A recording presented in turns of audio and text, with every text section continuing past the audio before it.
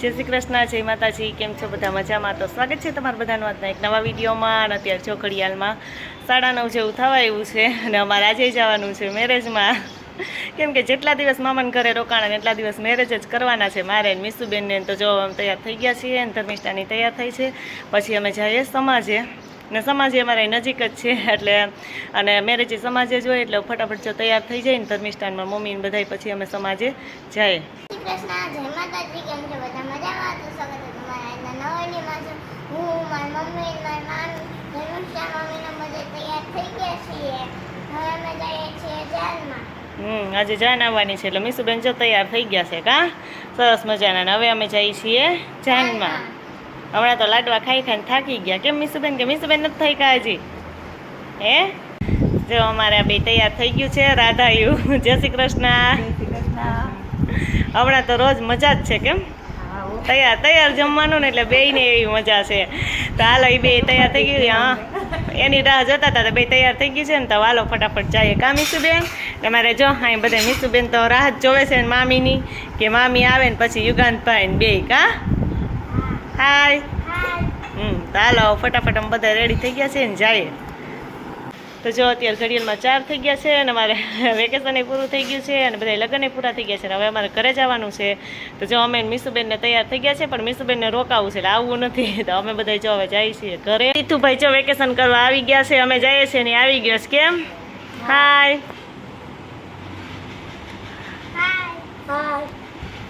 હા તો એ આવ્યા છે ને અમે જઈએ છીએ કા. હા કેટલાક દી રોકાવું તમારે? હમણાં વહી જાવ? ઓહો તમારે 1 મહિનો રોકાવું છે હે? સારું હાલો હવે અમે જઈએ કા. ટાટા તો કહી દે. જય શ્રી કૃષ્ણ, જય માતાજી. કેમ છો બધા? મજામાં? જો આજે થઈ ગયો છે બીજો દિવસ ને કાલે જ અમે મામાના ઘરેથી ત્યાં આવતા રહ્યા છીએ. અને કાલ તો પછી આવ્યા તો 5 કે 5:30 જેવું થઈ ગયું હતું ને પછી અમારે રોજનું બધું કામ કરવા માંડ્યા હતા એટલે એમાં હતા તો કંઈ વ્લોગ ઉતારવાનો વારો ન આવ્યો. અને અત્યારે જો આજે બીજો દિવસ થઈ ગયો ને આજે 5 વાગી ગયા છે ને અત્યારે જો હવે થોડુંક કામ હતું. અમારે બાજકી છે ને એમાંથી બુંગણ બનાવવા હતા કા મીસુબેન? હા મીસુબેન જો અહીંયા આવી ગયા છે કા.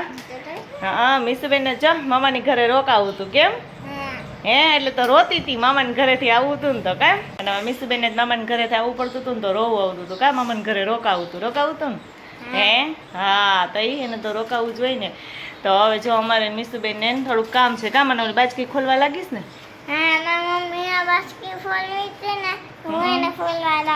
હા તો મીસુબેન છે ને એ મને ખોલવા લાગે કા. ચાલો મમ્મી દીકરી ફટાફટ કામે વળગી જઈએ. ત્યાં તો રસોઈનો ટાઈમ થઈ જાય પછી રસોઈ બનાવી નાખીએ. કેમ બાજકી છે ને એમાંથી મારા બુંગળ ને પછેડીને એવું બનાવવાનું હતું ને કેમ કે હમણાં મમ્મી મોસમ પડી જાય ને પછેડી તો હાવ થોડીક જ હતી. બુંગળ તો હજી છે થોડા.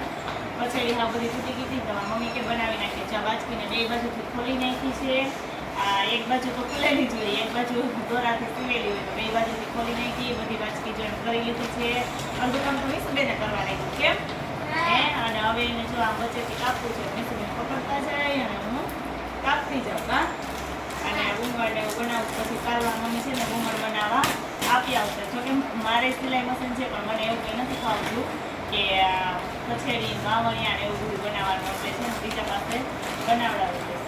તો જો મીસુબેન તો એને પકડવાનું કીધું. જો એ પકડે કેવું પકડે.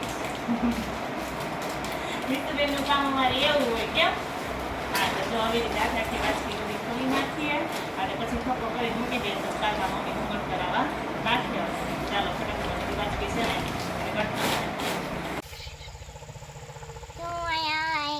અમારે એવી છું ને જો હું કેરી આમતી હતી એટલે તો કે કેરી દેખાતી નથી. હા મીસુબેન કે મમ્મી હું કેરી આંબુ એમ પણ નીચે તો કે કેરી નીચે પડી હતી લઈ લીધી. બાકી કેરી તો આંબા ઉપર પડી હતી. ઠીક આંબા ઉપર એને થડમાં પડી છે ને ઉપરમાં. હા તો જો મીસુબેન એક કેરી લઈ લીધી ને અત્યારે ઘડિયાળમાં 6 થયા છે ને અમે મીસુબેનને કેટલા ટાઈમથી વાડીએ નહોતા આવ્યા ને તો જો વાડી આવી ગયા. અને કેરી જો સરસ મજાની ઉપર દેખાય છે મીસુબેન કા. કેરી ક્યાં છે મમ્મા? અહીંયા જો. તો જો મીસુબેન કે હું કેરી આંબુ પણ કેરી કે નીચે તો દેખાતી નથી. ઉપર જ જો બધી કેરી છે. ઉપર તો સરસ ભરી છે બધી કેરી. પણ મીસુબેન કીધે કંઈ અંબાઈ નહીં. એમ ન કરાય. જો પથ્થરના ઘા કરી અને કેરી આંબે છે પણ એમ તો કંઈ કેરી અંબાઈ નહીં ને આમ હવે થોડાક 1-2 દિવસમાં થોડીક તો મેં ઉતારી હતી કેરી અને થોડીક પછી બધી આ જો એમ થાય ને અડી ગયો ને માં કેરી હા અડી જ જાય ને તારી કીધે તો બેન. તો 1-2 દિવસ પહેલાં તો જો કેરી ઉતારી હતી થોડીક જ કે જોવા માટે કે પાકે છે કે નહીં એમ. તો એ પાકશે ને તો પછી હવે બધી ઉતારી.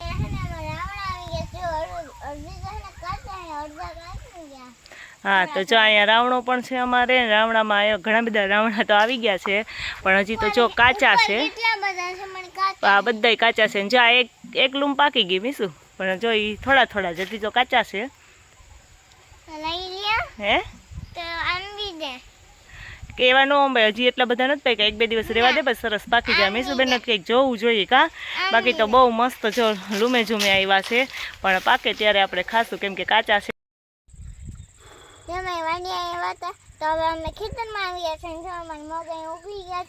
ઉગી ગયા નહીં પાકી ગયા છે. ઉગી તો કે દિવસના ગયા બેન. તો જો અમારા મગ છે ને સરસ મજાના પાકી ગયા છે કા.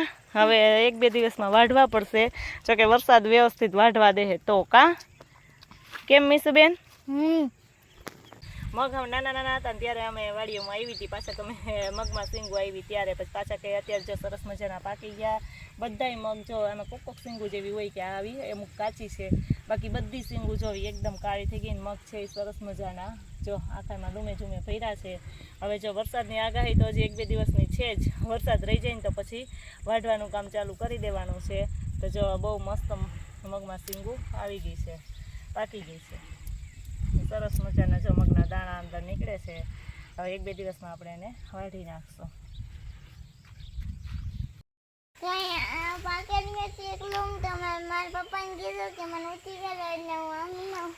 જો થોડા થોડા હજી તો કાચા હતા બહુ પાકાઈ નહોતા કા. તો એ કે મને મારે તોડવા છે તો મારી કીધે ન અંબાઈ એટલે એને પપ્પાને કે મને ઊંચી કરો હું તોડી લઉં એમ. ક્યાં ખા ને ખાટા ખાટા છે ને હે હજી તો કાચા છે જો કાં લે હાવ જો ખાટા ખાટા લાગે છે. કાચા હોય એટલે ખાટા લાગે ને. બહુ પાકેલો હોય ને તો બહુ મસ્ત ગળ્યા ગળ્યા હોય. તો જો હવે ધરાર અંબાઈ વાસે ખોટે ખોટ બગાડ્યા એવું કર્યું. હજી એને થોડાક દિવસ રહેવા દીધા હોત ને મીસું તો સરસ પાકી જાત. હાલો હવે ઘરે.